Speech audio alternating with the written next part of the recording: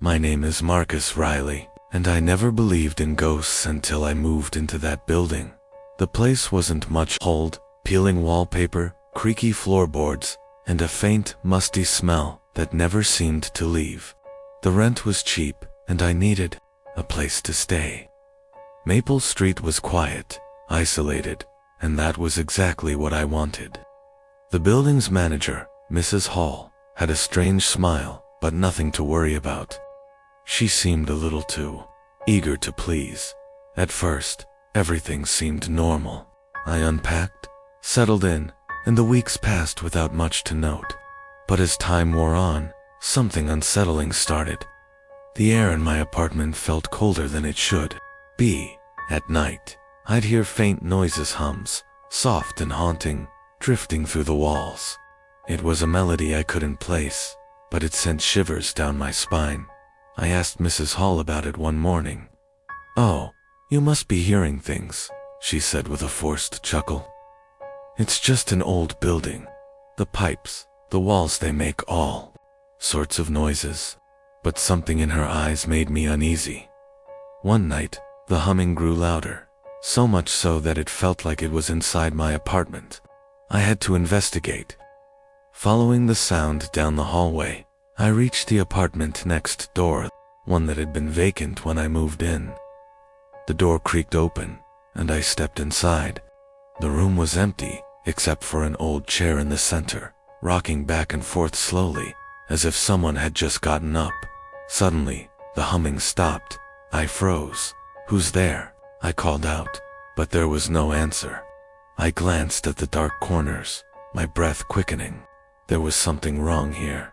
I slammed the door behind me. But that night, the humming continued, louder, more insistent, now echoing from the walls themselves. I couldn't escape it. The next morning, I asked Mrs. Hall again. "I heard humming last night, ... from the empty apartment," I said. She hesitated, her smile fading slightly. "Oh, that ... Well, the last tenant used to hum at night. A strange woman. But she left a long time ago." I couldn't shake the feeling that something wasn't right. It didn't add up. And so, that evening, I decided to confront the source. I grabbed a flashlight and headed back to the vacant apartment. The humming greeted me as soon as I opened the door. The air felt thick, suffocating, as I stepped inside. The rocking chair moved by itself, back and forth. And then, I saw her. A woman, pale and thin, with dark, tangled hair that fell over her face. She was humming, swaying slowly, her back to me. My heart pounded in my chest as I called out, "Hello." The woman turned slowly. Her face was gaunt, hollow, with deep, empty eyes that seemed to swallow all the light around her. "You shouldn't have come here," she whispered in a voice like dry leaves brushing against stone. "This is my home. You're not meant to be here." Before I could move, the door slammed shut behind me. My flashlight flickered and went out. I was trapped. The woman's lips curled into a sickening smile, and in a voice that sounded too distant and close at once, she said, "No one ever leaves." I tried to scream, but the words caught in my throat. She was closer now, her cold hand reaching for my throat. The room spun as I felt the life drain from me. The next thing I knew, I woke up on the floor of my apartment. Mrs. Hall stood over me, a look of pity on her face. "She still comes for those who stay too long," Mrs. Hall whispered. "You were lucky to leave, but she's always watching. She never leaves. Not really." I moved out that very day, but I can still hear the hum sometimes, faintly, calling me from the walls. The woman is still there. She'll always be there. My name is Andrew Ford, and I have never been so afraid of a room in my life. When we bought the house, I thought we had found our dream home. It was large, with an old-world charm, tucked away at the edge of the town, surrounded by trees. My wife, Emily, and I were thrilled. We imagined ourselves raising our children there, watching them grow up in this beautiful, quiet place. The house was perfect apart from one thing, the red room. It was a room that wasn't on any of the floor plans. We discovered it one evening while exploring the attic. A door, hidden behind some old furniture and shelves, that we had missed when we first toured the house. The door was old, with dark wood and a small brass handle. The lock was broken, but the door opened easily. Inside, the room was eerily still. There was a heavy, oppressive feeling in the air, as if the room had been sealed off for a long time.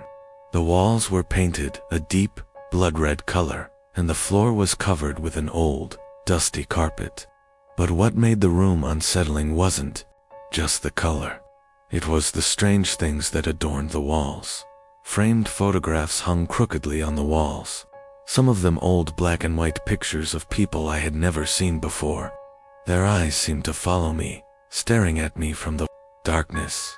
I felt a chill run through me as I noticed the images were all eerily similar people, with hollow eyes, pale faces, and strange smiles. Who are these people? I asked Emily, though I wasn't sure I wanted to know. I don't know, she said, her voice tinged with unease. They look wrong. At the far side of the room, there was an old wooden rocking chair. It creaked slightly, as if something or someone had been sitting there for years. The chair was positioned so that it faced the far wall, a dark shadow hovering over it. I should have turned around right then and left, but something about the room drew me in. It felt like it was calling me, pulling me deeper. Emily was already backing out, uneasy, but I couldn't bring myself to leave. That night, I couldn't sleep. Every time I closed my eyes, I saw those photographs, those faces, smiling at me, watching me, and the sound, faint, almost imperceptible, but unmistakable, a soft, rhythmic creaking. The rocking chair. I told Emily about the noises, but she dismissed them as the house settling. We'd only just moved in. It wasn't unusual for old houses to make strange noises. I wanted to believe her, but I couldn't. The next evening, I couldn't resist. I went back to the red room. Emily was downstairs, preparing dinner, and Noah and Lily were playing in the yard. The house was quiet, too quiet. I had to see if the rocking chair had moved. When I opened the door, the air inside the room was thick, heavy, suffocating. It felt colder than the rest of the house, despite the warm evening air outside. The photographs on the wall seemed even more distorted than before, their faces now contorted in grotesque, silent screams. I felt a shiver of dread crawl down my spine. And then I heard it, the soft creak. The rocking chair was moving on its own, back and forth, slowly. I couldn't tear my eyes away from it. The chair rocked with slow, deliberate motions. I stepped forward, my heart pounding in my chest. As I neared it, I saw something that made my blood run cold. There was a figure in the chair, a man, pale and gaunt, with dark eyes and a wide, twisted smile. His face was hidden in shadow, but I could see the outline of his bony hands gripping the chair's armrests. Who are you? I whispered, my voice trembling. The man didn't respond, but I could hear a soft, raspy whisper from the darkness, a voice that seemed to come from everywhere at once. Leave this place. Leave, before it's too late. I backed away, my mind spinning. The whispering grew louder, and the room seemed to close in around me. I could feel the temperature drop, my breath coming out in visible puffs. I turned to leave, but the door slammed shut behind me. The room seemed to pulse, as if the very walls were alive, suffocating me. The whispers grew more frantic. You should have never come. You should have left. I managed to break free, slamming the door open and stumbling into the hallway. The red room was silent again, but the weight of it lingered. I never went back into that room. We moved out of the house 2 weeks later, unable to shake the feeling of something following us, something waiting for us. I still think about the red room sometimes. And I know one thing for sure. Whatever was in there is still waiting for its next victim. My name is Ethan Bradley, and I wish I had never found that mirror. We had only just moved into the old manor on Millstone Hill. The house was enormous, full of charm and mystery, with its high ceilings and dark wood paneling. My wife, Lily, was ecstatic. The moment we walked through the front door, she declared it was everything we had ever dreamed of. Even our teenage daughter, Sophie, seemed pleased with the space, though she was a bit too quiet for my liking.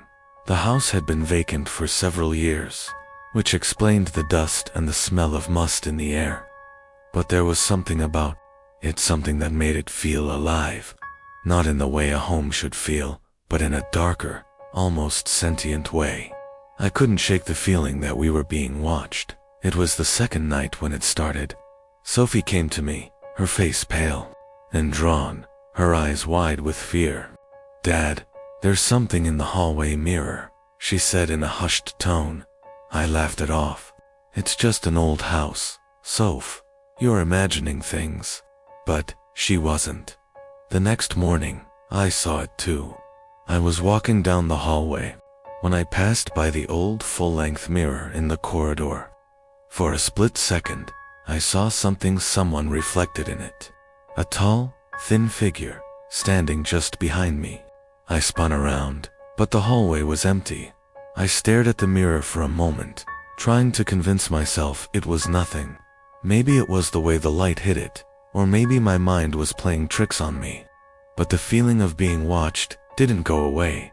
Lily didn't seem to notice anything odd. She was more interested in unpacking and decorating the house. Sophie, on the other hand, refused to go near that hallway. She started sleeping with the door to her room locked, and I found her whispering in the dark, sometimes crying softly. I knew something was wrong, but I didn't know what. One night, I decided to confront it. I stood in front of the mirror, staring at my own reflection.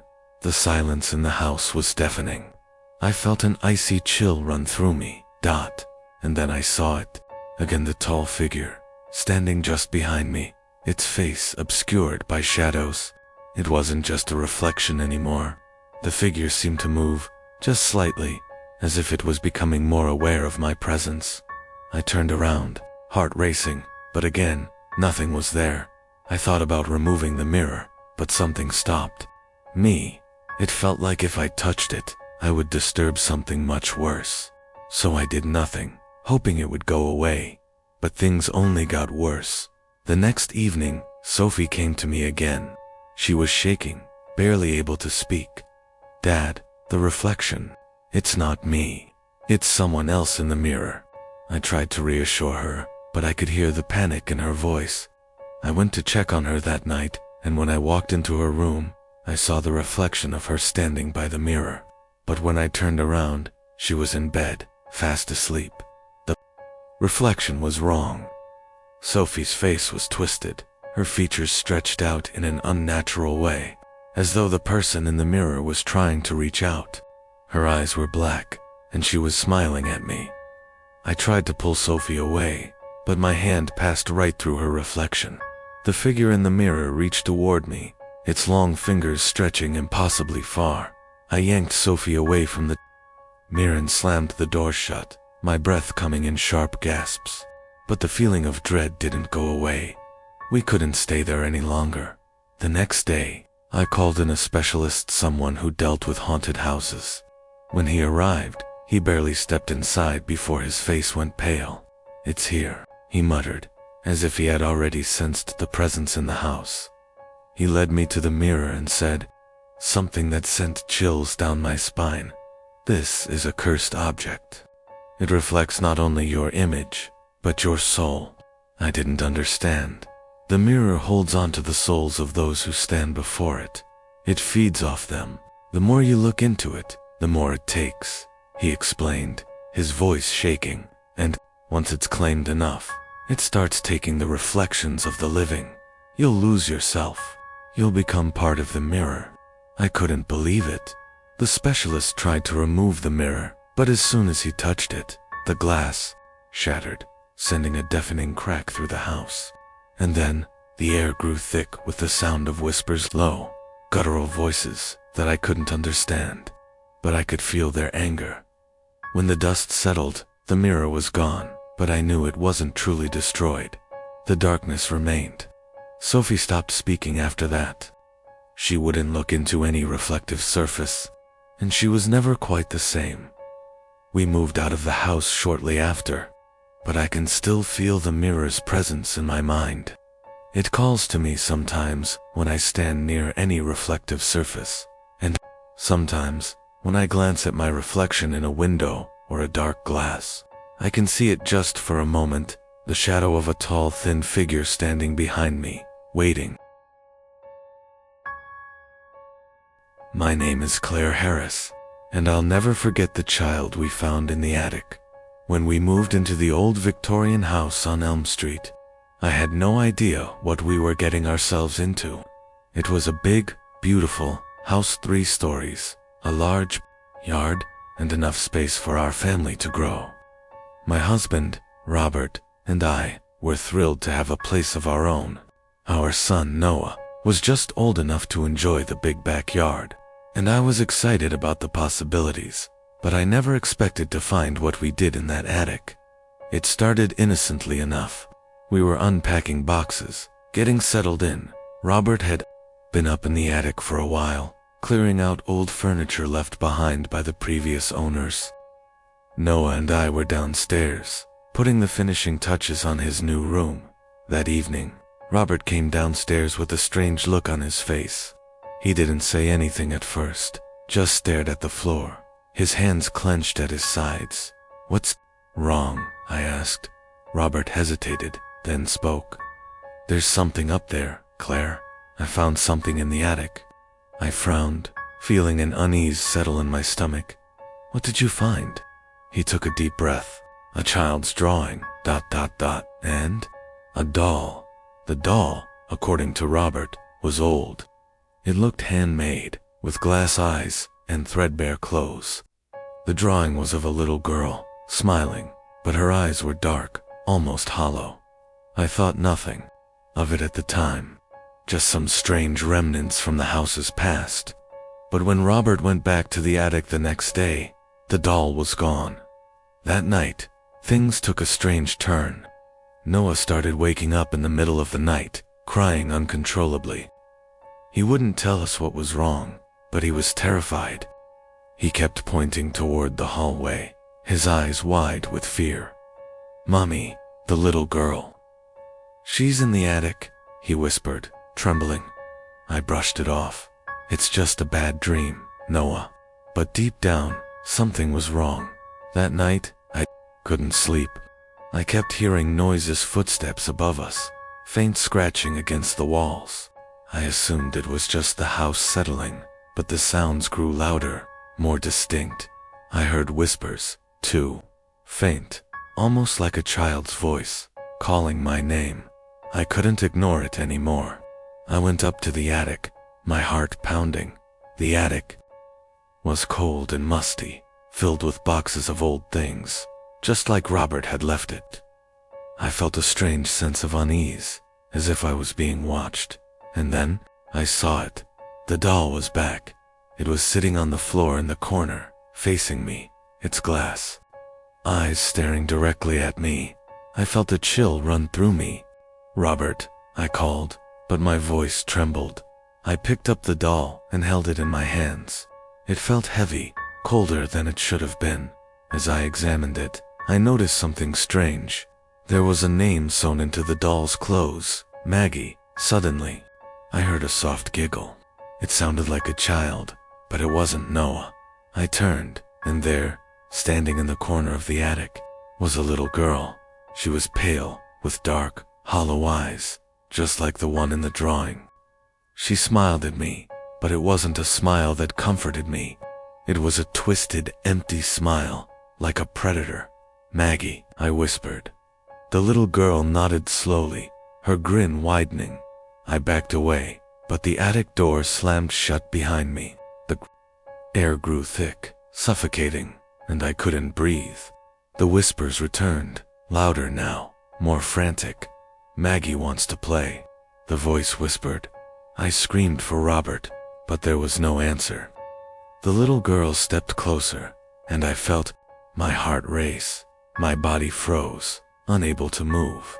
"Maggie, ... Stop," I cried. The girl reached out with a cold hand and touched my arm. I could feel a chill spread from where she touched me, like ice crawling up my skin. Suddenly, the door to the attic burst open, and Robert was there, pulling me out of the attic and into the hallway. We never went back to the attic, but Noah's behavior changed after that. He became withdrawn, pale, and constantly muttering to himself. He kept talking about Maggie, about the things she would say to him at night. That we eventually had to move out. The house was abandoned again, left empty as it had been when we first found it. But sometimes, when the wind blows through the trees outside our new house, I can hear a faint giggle, and I wonder if Maggie is still waiting in the attic for the next family to come. My name is Sarah Thompson, and I swear our house changed when we moved in. It wasn't obvious at first. It was just a normal house, 2 stories, a big yard, and a quiet cul-de-sac. My husband, Jake, and I were excited to start fresh with our daughter Lily. The house had been empty for a while, which seemed odd given how beautiful it was, but the price was too good to pass up. The real estate agent only mentioned, in passing, that the previous owners had left in a hurry. That should have been a red flag at first. Everything felt perfect. We spent the first week unpacking, painting, and making the place our own. Lily was thrilled to have a big bedroom with a window overlooking the backyard. Then, we found the extra room. Jake discovered it first. He was hanging up a picture in the upstairs hallway when he noticed a door that neither of us remembered seeing before. It was wedged between Lily's room and ours, a plain white door with a brass handle. "Was this always here?" he asked. I frowned. No way. I would have noticed. We had walked this hallway 100 times in the past week. There had never been a door there. Jake turned the knob. The door wasn't locked. It creaked open, revealing a small, windowless room with blank white walls. There was no furniture, no markings, nothing. Just an empty space. Lily refused to go near it. "It smells weird," she said, wrinkling her nose. I didn't smell anything. That night, Lily woke up screaming. I ran to her room and found her hiding under her blanket. Her whole body was shaking. "What happened, baby?" I asked, brushing her hair back. She pointed toward the hallway. "The door opened," she whispered. I turned my head slowly. The extra door was slightly ajar. My stomach twisted. I was sure I had closed it before bed. I got up, walked over, and shut it firmly. Then I locked it, but in the morning, it was open. Again. Jake tried to brush it off. Old house. Maybe the latch is loose. I wasn't convinced. That night, I stayed up late, sitting in the hallway, watching the door. Hours passed. Nothing happened. Just as I was about to give up, I heard a soft shuffle from inside. My breath caught in my throat. I pressed my ear against the door. At first there was only silence. Then, a whisper, low and raspy. It sounded like my own voice. "Sarah, ... let me out." I stumbled backward, my heart pounding. Jake found me shaking in bed when he woke up. I told him everything. He went straight to the hallway and yanked the door open. The room was empty, but the walls weren't white anymore. They were covered in handprints, small, childlike hands, smeared along the walls, as if something had been clawing. Get out. We left the house that night. The next morning, I called the real estate agent and demanded answers. She hesitated before saying the previous owners had a son. He went missing. They never found him. I asked where his bedroom had been. Her answer made my blood run cold. Right between the master bedroom and the daughter's room, where that extra door was. We never went back, but sometimes I still hear it in my dreams. My voice whispering, Sarah ... let me out. My name is Daniel Carter, and I don't know what happened to the house we moved into, but it changed me. We had just moved into the neighborhood, a quiet suburb, with neat lawns and families that waved at each other as they drove by. It seemed perfect. My wife, Rebecca, and our 2 children, Max and Emma, were thrilled with the new house. It was large, with a high ceiling, wooden floors, and the kind of charm you could never find in new constructions. The price was right, too. The house had been empty for a few months, but I figured that was just a coincidence. The previous owners had left in a hurry, according to the realtor. I didn't think much of it at the time. The first night, everything seemed fine. We unpacked, settled in, and made it feel like home.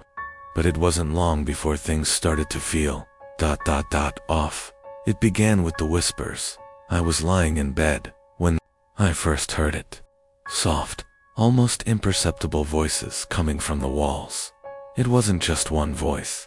It sounded like several people, murmuring in unison. The sound was faint, but I could swear I heard words. I pulled the covers over my head, trying to ignore it. It's just the house settling, I told myself. Just an old house making noise. But the whispers didn't stop. The next night, Rebecca heard it too.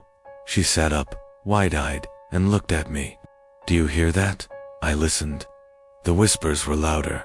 Now, like they were coming from inside the walls, just beyond our reach.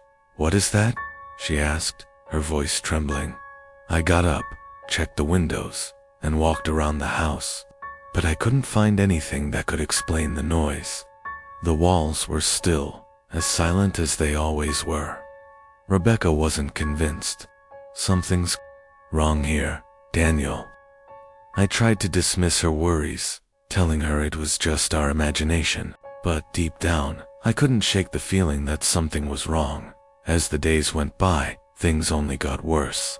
Max started having trouble sleeping, his little face pale and drawn. He told us about the shadows he saw moving in the corners of his room, the man who kept watching him from the closet. I tried to reassure him. "It's just your imagination, buddy." But when I went into his room that night, I saw it too. There was a shadow standing by the closet. It didn't move, but it felt alive, like something was watching us. I froze, my heart racing, and the whispers returned louder this time, almost demanding. That night, Rebecca and I couldn't sleep. The whispers grew louder, but now they were joined by other sounds. Scraping, the sound of nails or claws dragging against the walls. It was coming from the space behind the drywall. Rebecca insisted we call someone in. So we hired a contractor to inspect the house. The next morning, he arrived, and we showed him the problem. He listened, his face going pale as he stood in the hallway.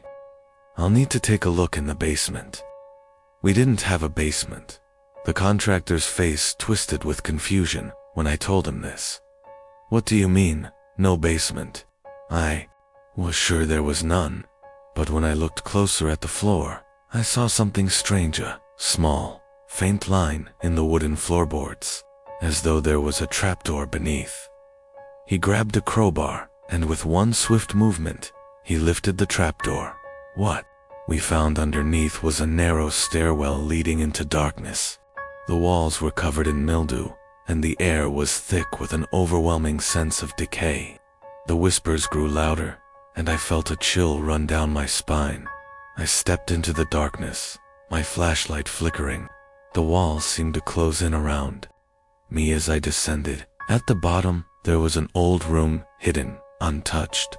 On the walls were marks, scratches, and symbols, as though something had tried to claw its way out. The whispers were now frantic, chaotic, but I couldn't understand what they were saying. Suddenly, I heard Max's voice calling from above. "Dad, come back, it's not safe." I turned, but as I reached for the stairs, the trapdoor slammed shut above me, trapping me inside. The whispers became screams, and I could feel something reaching for me from the walls. I couldn't breathe. I couldn't move. That was the last thing I remember before everything went black. I woke up in a hospital room, my body covered in scratches, my mind foggy. Rebecca never found me in the house. When the police investigated, they couldn't find any evidence of what happened. The house was sealed off, abandoned once again. I don't know how I made it out, but I know one thing for sure. Those whispers were not the only thing in the walls. I've never gone back to that house, and I pray I never have to hear those screams again. My name is Eric Dawson, and I still don't know if what we saw was real or something the house made us see. The house was beautiful, tall windows, a wide front porch, and a quiet, tree-lined street. My wife, Claire, and I moved in with our son, Oliver, hoping for a fresh start. But from the very first night, Oliver wouldn't sleep in his room. "There's a man in the window," he whispered. I checked. Of course. The street was empty, the backyard silent. His window faced the neighbor's fence, nothing but old wood and darkness beyond. "There's no one there, buddy," I said, ruffling his hair. But I was wrong. A week later, Claire woke up screaming, "Eric, there's someone outside." I ran to the window, and there standing in our backyard was a man, not moving, just staring up at us.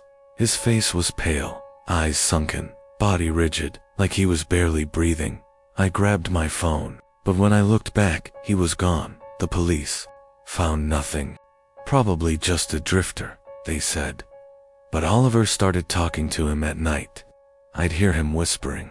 "He's waiting," Oliver would say. "He says he wants to come in." We installed cameras, locked the doors. But then, the scratching started. Soft, deliberate scratches against the glass. One night, I woke up to find Oliver's bed empty. My heart nearly stopped. I found him at the back door, his small fingers hovering over the lock.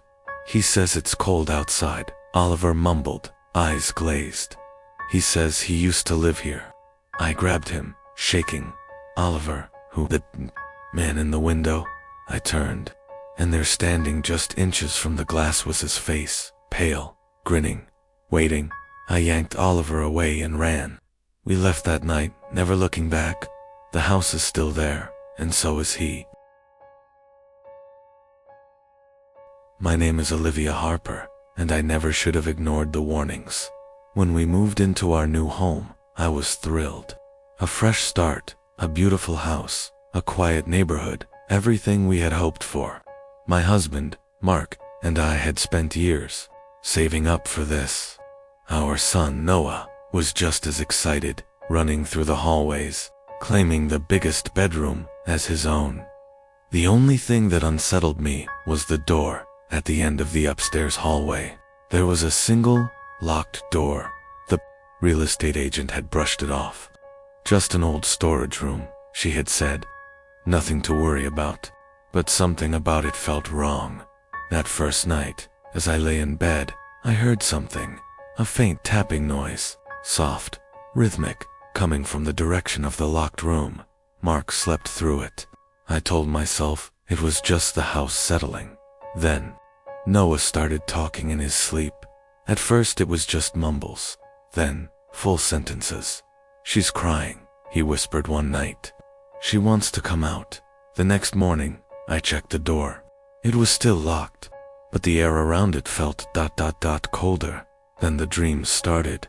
I saw a woman standing in the hallway, her face obscured by long, tangled hair. She would reach for the door, her fingers bloodied from scratching. In my dream, I wanted to stop her, but I couldn't move. I could only watch as she whispered, over and over, "Let me out." One night, I woke to the sound of Noah's voice. He wasn't in his bed. He was standing in front of the door. His tiny fingers were pressed against the wood, his ear tilted as if listening. "Noah," I whispered. He turned, eyes glassy. "She's inside," he said. "She says you locked her." In my blood ran cold. I grabbed his hand and pulled him away, my heart hammering. The next morning, I told Mark we needed to leave. He thought I was being ridiculous. "It's just a house. Live," he said. "Noah's just a kid. Don't let it get to you." That night, the door opened on its own. I woke to a creaking noise and saw it wide open, revealing a dark, empty space beyond something moved inside. I ran. I grabbed Noah and didn't stop until we were outside, my breath coming in ragged gasps. Mark followed, half asleep and confused, but I didn't care. We left that night. Never went back. The house is still there. Someone else lives in it now, but sometimes I wonder if they hear the tapping, if they see the door slowly creaking open in the middle of the night, if they know she's still waiting. My name is Jason Holloway, and I know now that some houses don't want to be lived in. When my wife, Laura, and I moved into our new home, we thought it was perfect. A spacious 2-story house, a big backyard for our daughter Mia, and a quiet neighborhood. The place had been on the market for a while, but we assumed we had just gotten lucky. We should have asked why it was empty for so long. The first thing we noticed was the sound. Late at night, when everything was quiet, we'd hear it, a soft gurgling coming from the pipes. At first, we thought it was just old plumbing, but then the noises changed. The gurgling became whispers.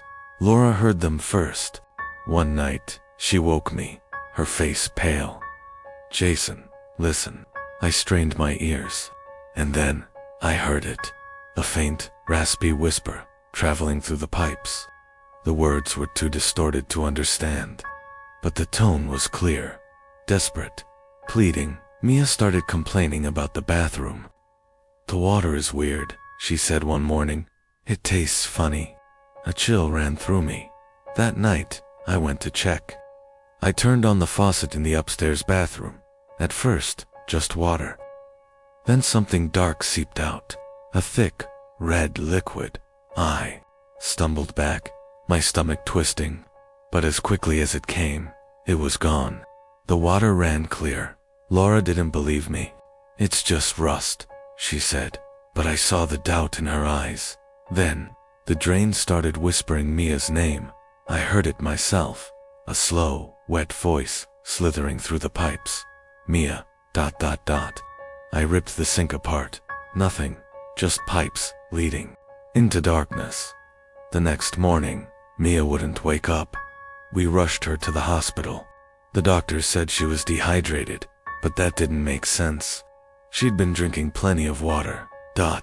Then I thought about the bathroom, about the whispers in the pipes. I went home alone that night. I had to know.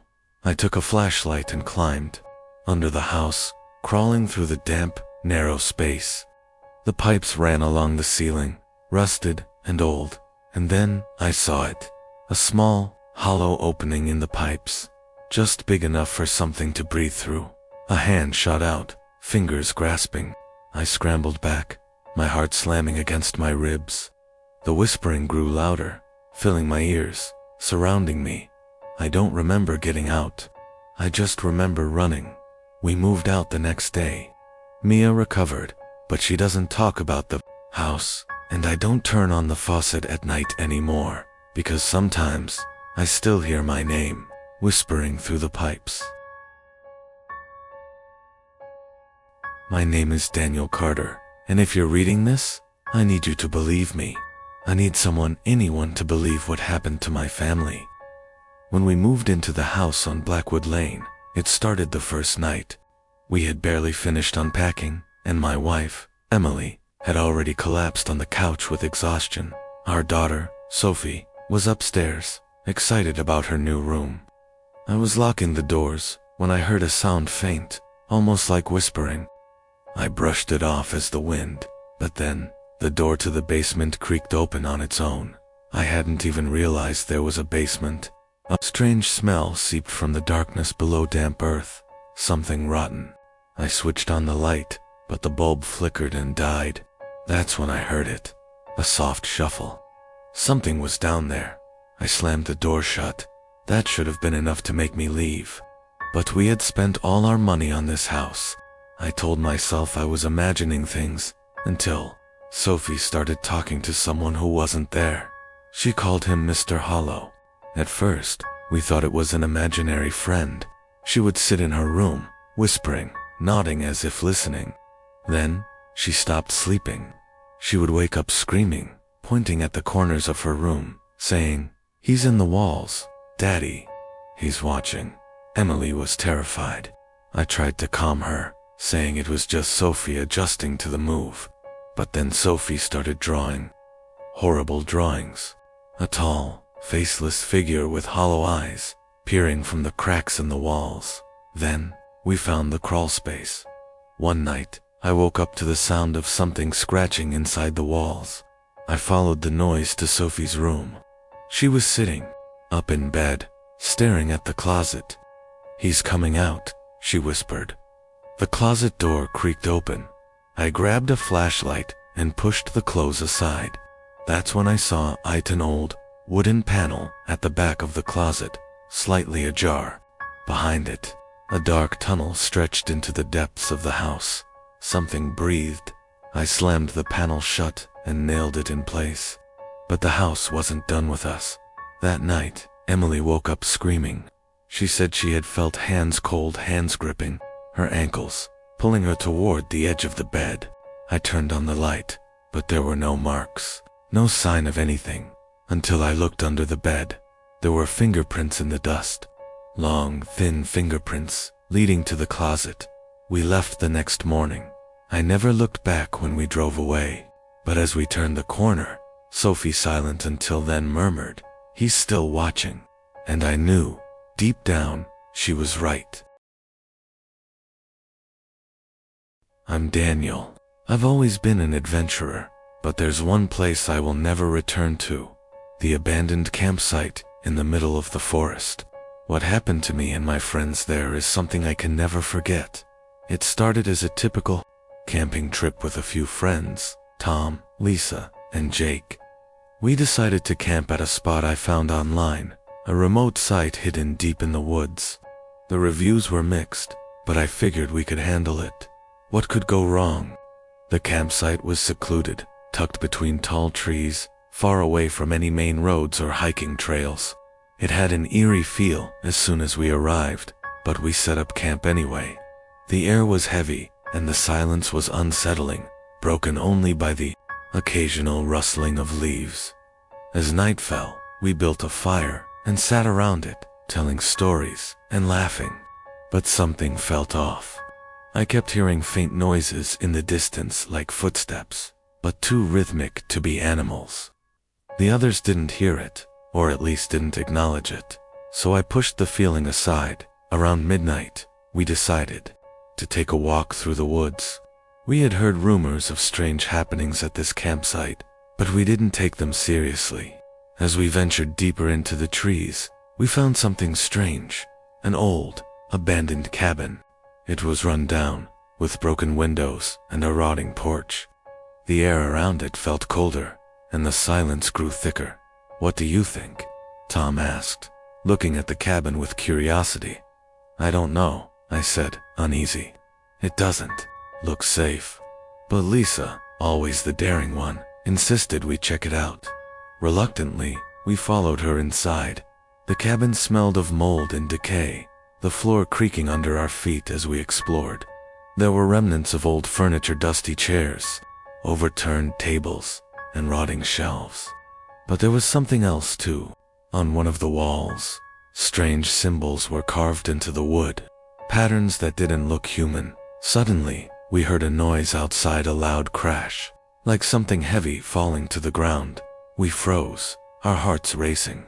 We quickly ran out of the cabin, but when we stepped back into the clearing, everything had changed. The fire we'd left burning at our campsite was now completely out. Our tents were torn open, their contents scattered across the ground. It looked like someone or something had been through them. Panic set in as we tried to gather our belongings and leave, but the path was gone. The trees seemed to have shifted, blocking our way. Then, we heard it. Footsteps. Slow, deliberate, and closing in on us. We turned around, but there was nothing there. The feeling of being watched was overwhelming. We ran, stumbling through the woods, not knowing where we were going or how to escape. We didn't stop until we reached the car. As we drove away, I glanced back toward the woods, and for just a moment, I thought I saw someone standing in the trees, watching us leave. We never spoke of that night again. The campsite is still there, but no one I know is brave enough to go back. Some places are better left untouched, and some memories are better left forgotten. My name is Kyle, and I'll never forget the summer camping trip that turned into a nightmare. I've always been an outdoorsy person, so when my friends and I decided to head up to a secluded forest for the weekend, I was excited. Little did I know that decision would haunt me for the rest of my life. It was a small group, just me, Sarah, Lucas, and Chris. We rented a cabin near the edge of a dense forest. The cabin was rustic but comfortable, and we spent the first day hiking and exploring the area. The forest felt peaceful, untouched by the world. The trees were tall and ancient, and the air was fresh, but there was something unnerving about it. The deeper we went, the quieter it got. The usual sounds of birds and animals seemed absent, replaced by an eerie silence that made the hairs on the back of my neck stand up by the evening. We'd set up a campfire near the cabin. As we sat around it, roasting marshmallows and telling stories, we noticed something strange in the distance, a large tree that stood apart from the others. It was massive, with a hollow trunk big enough for a person to fit inside. The tree was at the edge of the forest, just outside our campfire's reach, and its presence felt ... wrong. "Let's go check it out," Lucas suggested, his curiosity piqued. "Are you sure? It looks weird." Sarah hesitated. "Yeah, come on, it's just a tree. What's the worst that could happen?" Chris added, already standing up. Reluctantly, we all agreed to check it out. We grabbed our flashlights and made our way into the woods toward the tree. The closer we got, the more I could feel something wasn't right. The air grew colder, the moonlight barely penetrating the thick canopy above us. As we reached the tree, we all stopped, staring at its hollow trunk. It was enormous, the inside dark and impenetrable. "Anyone want to go inside?" Lucas joked, trying to break the tension. "Not a chance," I replied, but as I said it, I felt drawn to it.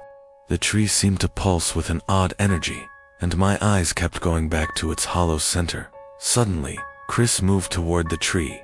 "I'll do it." "Chris, don't," Sarah shouted, but it was too late.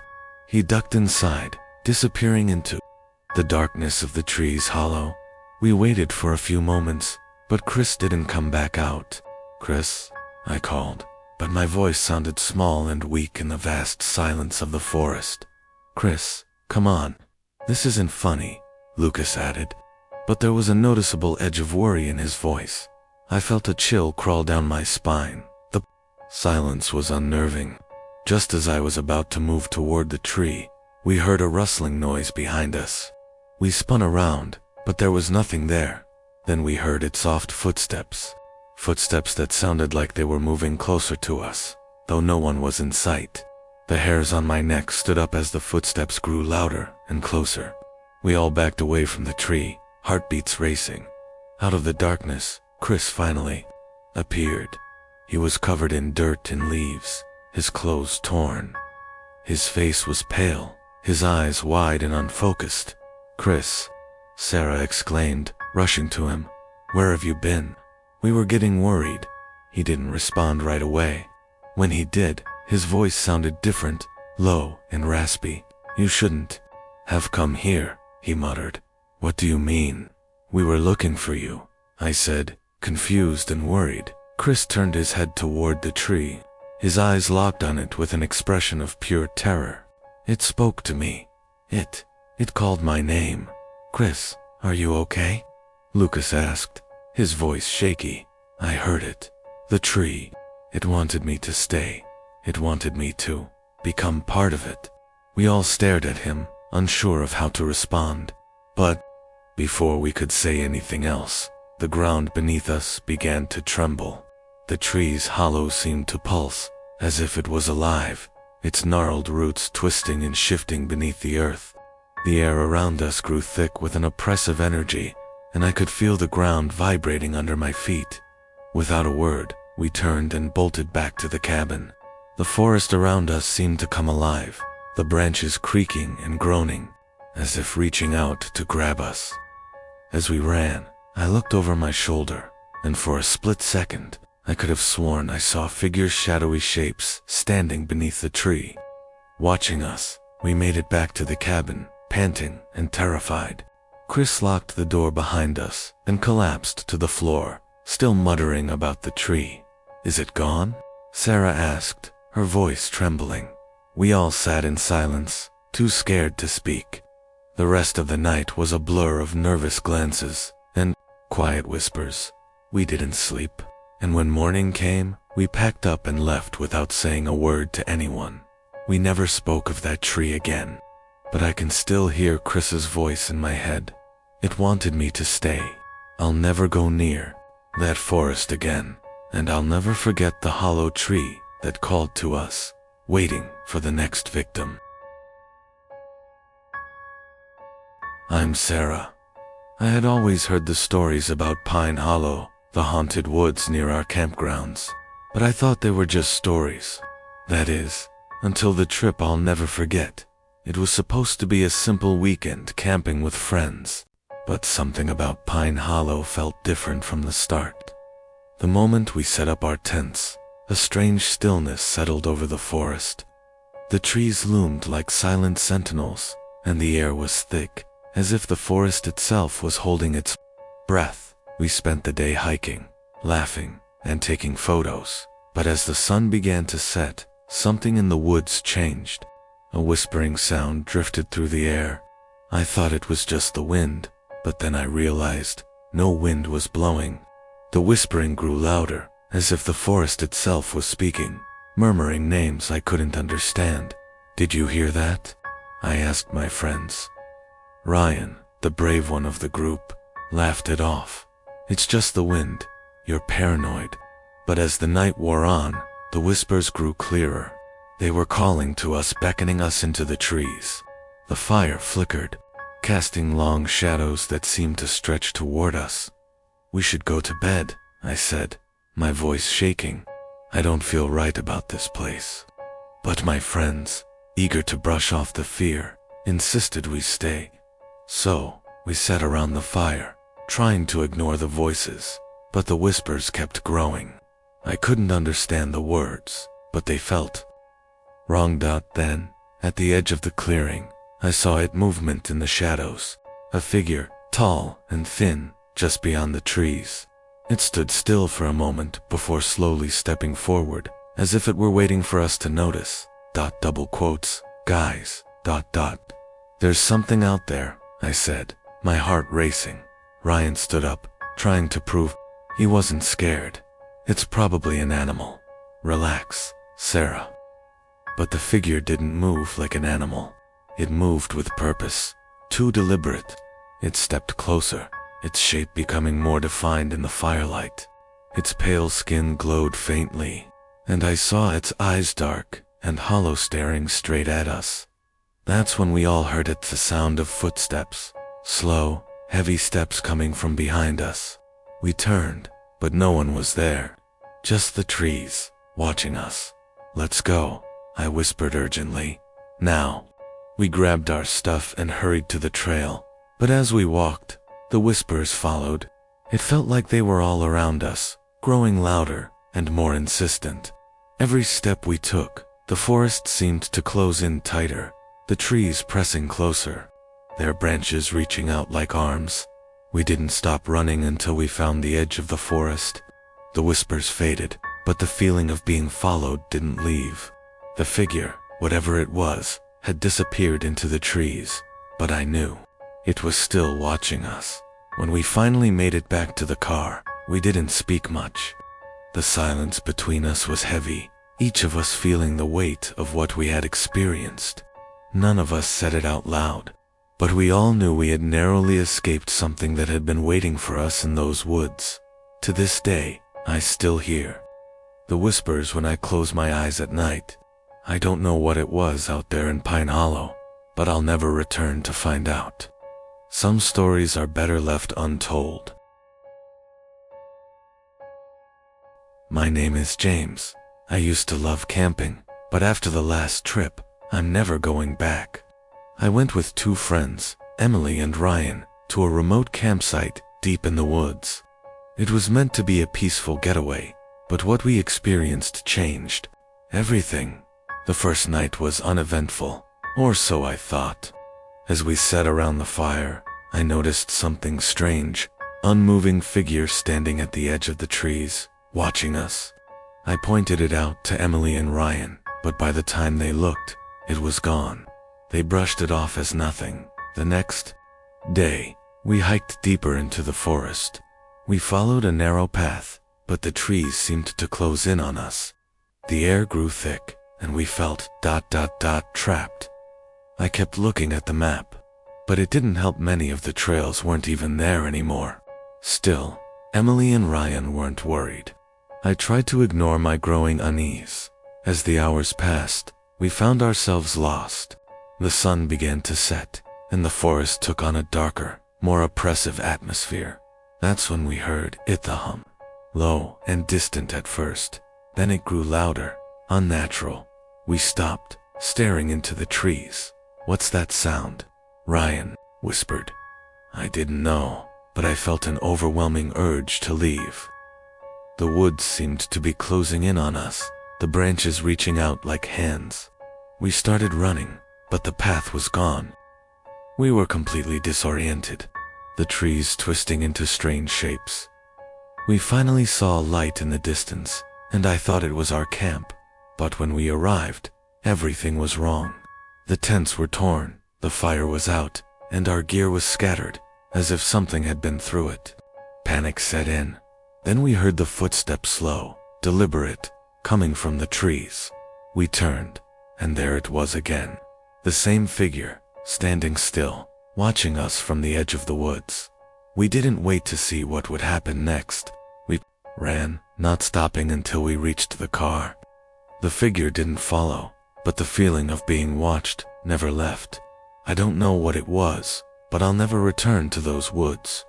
Whatever it was, it's still out there, waiting. My name is Mark, and I've never been one to believe in superstitions.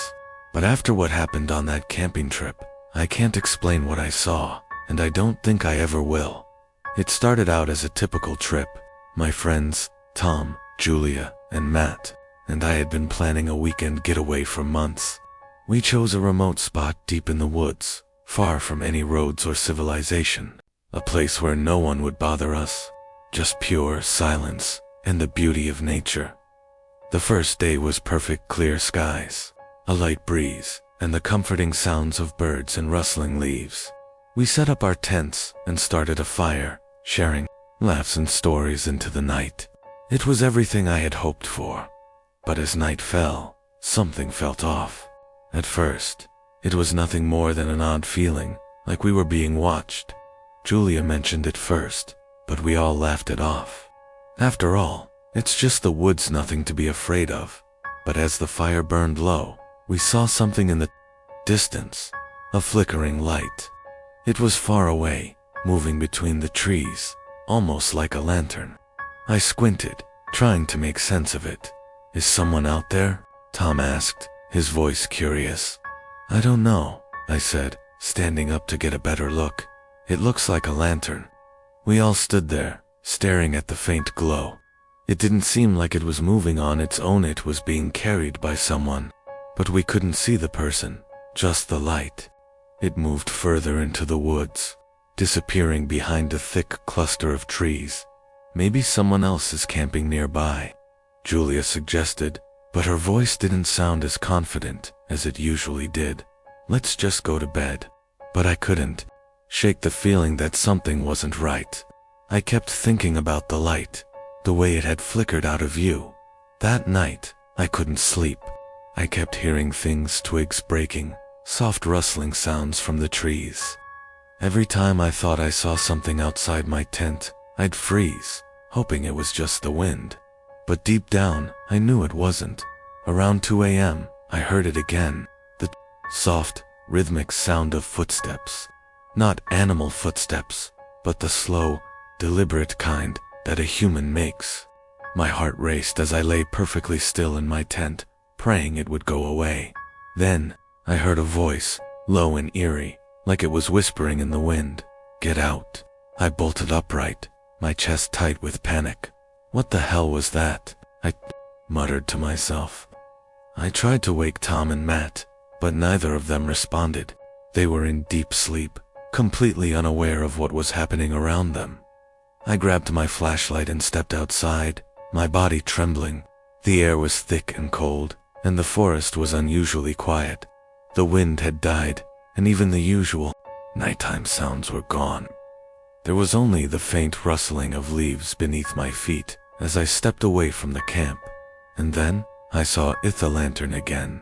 It was floating, suspended in midair, far from the camp, moving slowly through the trees. I couldn't see who was carrying it, but I could feel its presence watching me. I followed the lantern, my steps hesitant but drawn to it. It led me deeper into the woods, further from the camp. The air grew colder, and the shadows seemed to stretch longer. I was losing my sense of direction, but the light kept moving ahead, like it was guiding me. Suddenly, the light stopped, hovering in front of an ancient-looking tree. The trunk was gnarled and twisted, as though it had been there for centuries. The lantern swayed in the air, casting an eerie glow on the tree's bark. And there, etched into the wood, was a symbol, a strange, twisted pattern that I couldn't recognize. I reached out to touch it, my fingers trembling. As soon as my hand made contact with the tree, the lantern dropped to the ground with a loud thud. The light flickered out, plunging me into darkness. Then, the whispering voice returned. "You shouldn't have come." I froze in terror as the air around me seemed to shift. The temperature dropped even further, and I felt a presence moving behind me. My breath caught in my throat, and I spun around to face the darkness. But there was no one there, just the silent, oppressive weight of the forest around me. I ran. I didn't stop to look back, I just ran, stumbling through the underbrush, my heart pounding in my chest. When I reached the camp, I found Tom and Matt still asleep, completely unaware of the terror I had just experienced. We packed up and left early the next morning. I didn't tell them what happened. I couldn't. I wasn't sure if I believed it myself. To this day, I don't know what I saw that night. Whether it was a ghost, a hallucination, or something else, I don't care. I never went camping again, and I never want to. My name is Claire, and I never thought I would be the one to experience something so terrifying. I used to think that ghost stories were just that, stories. That was before I went on the camping trip that changed my life. That it was supposed to be a fun, relaxing weekend. My friends, Emily, Ryan, and Jack, and I decided to head up to the remote mountainside for a break from our busy lives. We found a secluded camping site far from any crowds, a place that seemed perfect for some peace and quiet. The first evening was peaceful, with nothing but the sounds of the wind in the trees. We built a fire and shared stories late into the night. But around midnight, Emily mentioned that she felt like someone was watching us. We all laughed it off, thinking it was just her imagination. That night, I couldn't sleep. I kept hearing faint whispers outside the tent. It sounded like voices, but they were too soft to make out. I told myself it was the wind, or perhaps an animal in the woods, but the whispers continued, growing louder and more distinct. I finally got up, trying to ignore the rising panic in my chest. I unzipped the tent and stepped out into the cold night air. the moonlight casting eerie shadows over the camp. There was nothing around us, no one in sight. But the whispers continued, as if they were coming from deep within the forest. I called out, "Hello," but the only response was the rustling of leaves. I chalked it up to nerves and went back to bed, trying to convince myself that I was just hearing things. The next day, everything seemed normal, but as the sun set, I started to feel the same uneasy tension from the previous night. As we sat around the campfire, I noticed that Ryan and Jack kept looking nervously into the woods, as though they were hearing something too, but no one said anything. We just pretended everything was fine. That night, the whispers returned. This time, they were louder, more insistent.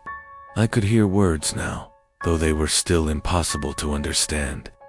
I felt a chill run down my spine as I realized the voices weren't just the wind, they were coming from the forest, surrounding us. In a panic, I woke Emily, but she couldn't hear anything. Ryan and Jack, still asleep, didn't seem to notice the growing unease. I stepped out of the tent again, trying to find the source of the voices. The cold night air was thick with a strange energy, and the hairs on the back of my neck stood up. I wandered toward the woods, my flashlight trembling in my hand. The whispers grew louder, more urgent, until they were a maddening chorus in my ears. I tried to ignore the fear creeping up on me, but it was impossible. Every step I took seemed to pull me deeper into the forest, where the shadows stretched, unnaturally long and twisted. Suddenly, I saw something, a figure standing in the distance, just beyond the reach of my flashlight. It was tall and thin, its features indistinct, but I could feel its presence, like it was staring right at me. The whispers stopped. I froze, my breath caught in my throat. The figure moved toward me, its limbs jerking unnaturally, like it was struggling to break free of something. It was coming, closer, faster than I could move, and the fear took over. I ran back to the camp, heart pounding in my chest, not daring to look behind me. When I reached the tent, I woke Ryan and Jack. I was shaking, unable to speak at first, but when I finally managed to tell them what I saw, they didn't believe me. They thought I was dreaming or imagining things. We packed up and left the next morning, but the whispers didn't stop. As we hiked back down the trail, I could still hear them, faint but unmistakable. They followed us, like an invisible force. I never went camping again. Every time I close my eyes, I still hear the whispers in the dark. They are still out there, waiting, and I can't shake the feeling that they are calling me back to the forest. My name is Sam, and I thought I had seen everything after years of camping in the woods. But the trip to Bear Hollow changed that forever. It started with a simple plan, a weekend camping trip with my friends. There was me, Nick, Sarah, and Jonah. We had been camping together for years, but Bear Hollow was a new spot. Remote, secluded, and untouched by the usual crowds. It seemed like the perfect place to get away from it all. We arrived late Friday afternoon, the sun dipping behind the trees as we set up camp. The woods felt different, thicker, quieter. No birds, no rustling leaves, just an unsettling stillness. We shrugged it off as part of the isolation, the kind of thing you expect in remote places. The first night was uneventful. We made a fire, told jokes, and laughed. But as we sat around the fire, Nick noticed something strange. A figure, tall and dark, standing at the edge of the trees. We all looked, but the moment we turned our heads, it was gone.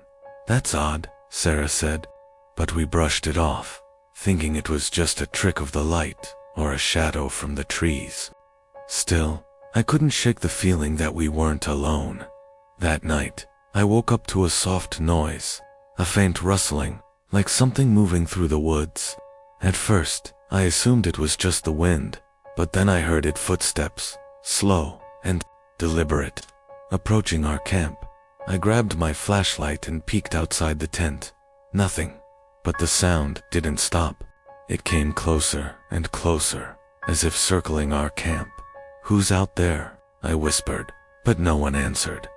I woke Nick and Jonah, and we decided to investigate. We grabbed our gear and ventured out into the woods, the light from our flashlights cutting through the darkness. We moved quietly, careful not to make any noise. After a few minutes, we found nothing. No footprints, no sign of anyone being there. Just the same eerie stillness that surrounded us. But I felt its presence. It was as if something was watching us, waiting for us to make the wrong move. We decided to head back to camp, but as we turned to leave, I saw it. A shadow, just outside the reach of our flashlights, moving between the trees. It was tall, humanoid, but it didn't move like a person. It was wrong. Its limbs stretched unnaturally, like it didn't belong in this world. I froze, my breath catching in my throat. The others noticed, and we all stared in silence as the shadow moved deeper into the woods.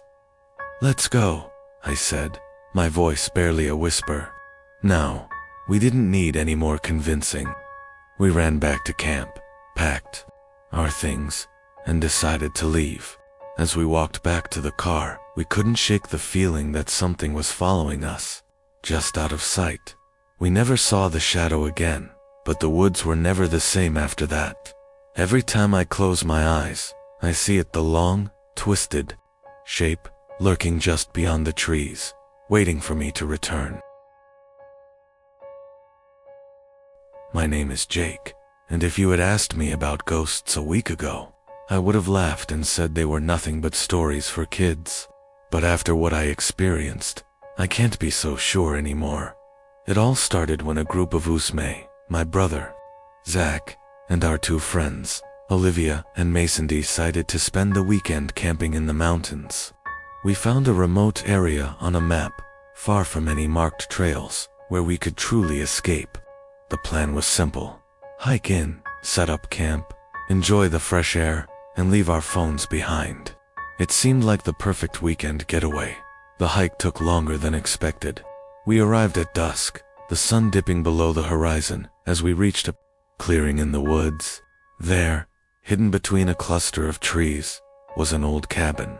It looked abandoned, but the structure itself seemed sturdy enough to offer shelter from the coming night. We weren't too picky. We had planned on camping, but the sight of the cabin was too tempting to ignore. "We'll take it," Zach said, grinning. "We could use a roof over our heads." The four of us piled inside, careful not to disturb the dust and debris. The cabin felt cold, almost too cold for the season. There were strange symbols etched into the walls, which we chalked up too old. Carvings made by previous owners, or even kids messing around. Still, there was an odd energy to the place. Something in the air felt wrong, like the cabin had been untouched for a reason. We started a fire in the fireplace, but it did little to warm the place. As we ate, the atmosphere grew heavier, like the cabin itself was watching us. It was as though we were being observed, but when we looked around, we saw nothing out of the ordinary. It wasn't until the second night that things started to go wrong. As we were sitting around the fire, telling stories, Olivia suddenly went pale. "I think I hear something," she whispered, her voice trembling. We all stopped talking and listened. At first, I heard nothing, but then, faintly, there was a sound, a tapping, like something knocking on the walls. We dismissed it as the wind or an animal, but Olivia wasn't convinced. "Is anyone else hearing that?" she asked, her eyes wide.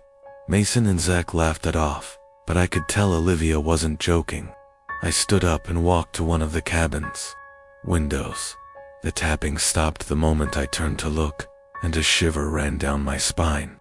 It felt as though something or someone was out there. We went to bed soon after, but I couldn't shake the feeling that something was wrong. The air in the cabin felt even colder than before, and every creak of the wooden floorboards sounded louder in the silence. Around midnight, I woke to a strange sound. It wasn't the tapping this time. It was a whisper, soft at first, but growing louder. "Help, Me. I sat up, my heart pounding. I thought I heard the voice coming from somewhere deep within the cabin. It wasn't one of my friends. It sounded like someone who had been trapped here for years. I wasn't sure if I imagined it, or if I was just hearing things. But then, the whisper came again. Help, me, I stood up and moved cautiously toward the source of the sound, which seemed to be coming from the back room of the cabin. I knew I shouldn't go in there alone, but something compelled me to. I grabbed a flashlight and slowly pushed open the door. What I saw made my blood run cold. The room was empty, save for a pile of old furniture covered in dust. But on the wall, scratched into the wood, were the same symbols I had seen earlier. They were etched deep into the wood, as if someone had tried to carve them with their bare hands. Beneath them was a message, barely visible. The curse will never let you leave. Suddenly, I heard a sound behind me, a low growl, like something was moving just beyond the doorway. I spun around, my flashlight beam catching something in the corner of the room. A shadow, tall, thin, and moving in unnatural ways. Before I could react, the shadow lunged toward me, but I managed to slam the door shut just in time. I was trembling, my heart racing in my chest. I ran back to the others, but by the time I reached the main room, they were all awake, their faces pale. What happened? Zach asked, his voice shaking. There's something in there, I said, barely able to speak. It's not just a cabin, it's cursed. We didn't wait for sunrise. We packed our things in a panic, desperate to leave. But as we opened the door to leave, I caught a glimpse of something at the edge of the clearing, something that wasn't there before. It was a figure, pale and distorted, its face a twisted mask of agony. We ran, not looking back, until we reached the trail. We didn't stop until we were safely back at the car. We haven't spoken much about the cabin since. But I know one thing for sure, there was something in those woods. Something that didn't want us to leave. My name is Kyle Daniels, and I've never been a fan of camping. But when my friends insisted, I agreed to join them for a weekend in the woods. The idea was to escape the hustle of city life, pitch tents, and enjoy nature. We set out to Camp Ashwood, a well-known spot for outdoor enthusiasts. But what we didn't know was that Ashwood wasn't just famous for its scenic views. We arrived at dusk, the sun setting behind the trees, casting long shadows that seemed to stretch unnaturally. The air was crisp, but there was a strange stillness, like the forest itself was holding its breath. My friends, Mark, Lisa, and Ben, were excited, setting up camp with laughter and banter. But I couldn't shake the feeling that something was off. It wasn't until the campfire was lit that I heard it. A low, almost imperceptible rustling in the woods, just beyond the campsite. I thought it was just a raccoon or deer, but it was different. It was rhythmic, deliberate, a steady movement through the underbrush that didn't match any animal's usual pattern. Did you guys hear that? I asked, trying to hide the unease creeping into my voice. Lisa looked up from the fire. What, a squirrel or something? No, it's not that, I said, standing up and scanning the trees. It's something else. Mark laughed. Kyle, man, you're always spooked. Relax, it's just the forest. You're not in the city anymore. But I couldn't shake the feeling of being watched. I sat back down, trying to ignore the creeping anxiety in my chest. As the night deepened, the rustling grew louder, and then a shadow moved between the trees. It was fast and it wasn't any animal. It was humanoid, tall, and its form was just wrong. It darted between the trees, and for a moment, I swear I saw its eyes stark, hollow, and glowing faintly. My heart raced, and I stood up abruptly. There's something out there, I said, my voice shaking. Ben stood up, trying to stay calm. Kyle, calm down. It's probably just a trick of the light. but I wasn't convinced. Something wasn't right. The air felt thicker now, colder. The shadows seemed to grow longer, and the sounds of the forest had vanished. There was no chirping of crickets, no rustling of leaves, just an eerie silence. Then, without warning, a figure stepped out from the trees. It wasn't the same shadow I'd seen earlier. It was something much worse. It was tall, its skin pale as death, and its face was a twisted mask of agony, its eyes wide and lifeless. It didn't move like a person, but more like something that didn't belong in the world. Its limbs were too long, too spindly. It stood there, staring at us. I couldn't breathe. The air felt thick, suffocating. Mark grabbed a flashlight and shined it in the creature's direction, but it didn't flinch. Instead, it smiled a grotesque, inhuman grin that sent chills down my spine. "We need to leave," I said, my voice barely above a whisper.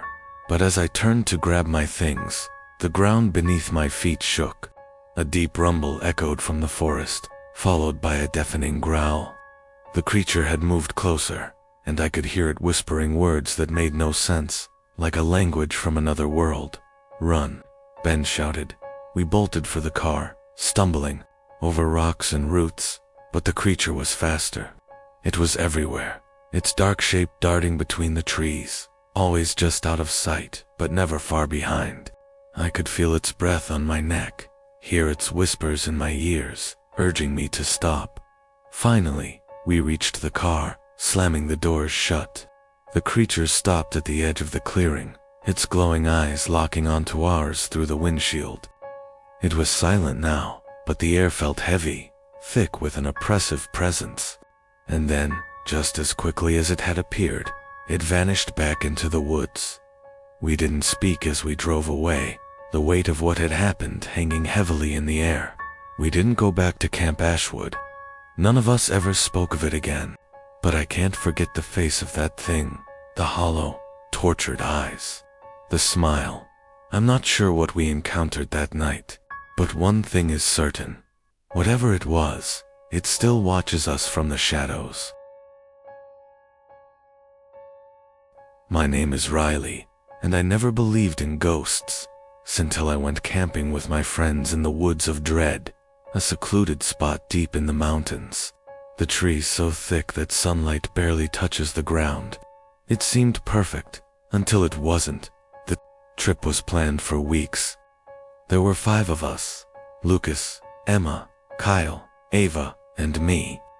None of us had been to this part of the woods, but we were excited. We arrived late on Friday, setting up camp by a creek as night began to fall. The air grew colder, and an eerie stillness blanketed the forest. The chirping of birds stopped, the leaves rustled no more. It was as if nature itself had gone silent. As we sat around the fire, a sudden chill set in. Kyle suggested we tell ghost stories. Emma, who had been quiet all evening, spoke up. "Have you guys heard about the whispers?" We exchanged confused glances. "What whispers?" I asked. "The ones people hear in the woods," she said.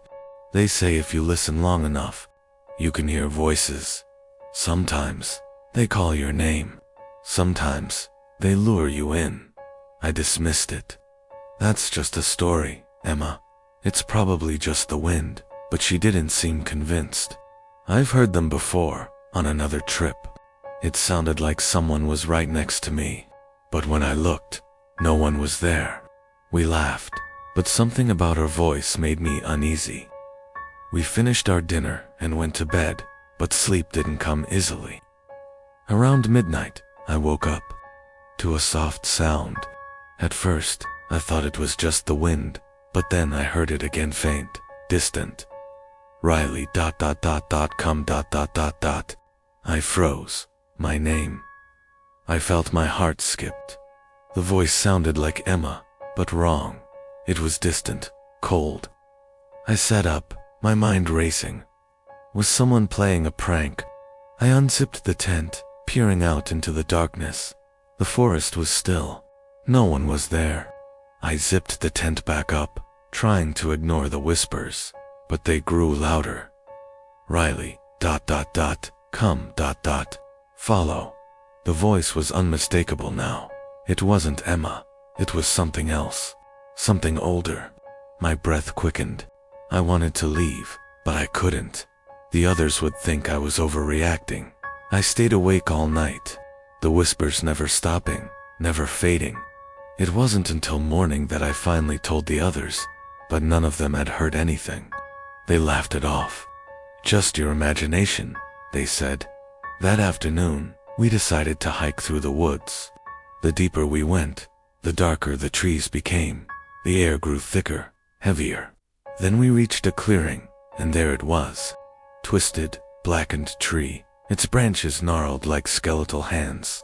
A cold shiver ran down my spine as I approached. Then I heard the whispers again, louder now, like they were all around us. Riley, ... come ... come to us. I turned, and the others looked as terrified as I felt. They had heard it too. Without another word, we bolted from the clearing, running through the trees, the whispers trailing us. We didn't stop until we reached the campsite, breathless and terrified. We packed up quickly, barely speaking to each other. Whatever was in those woods, we didn't want to find out. That night, we left the forest. We never spoke of it again, but every now and then, when I'm alone, I hear it, the whispers, calling my name,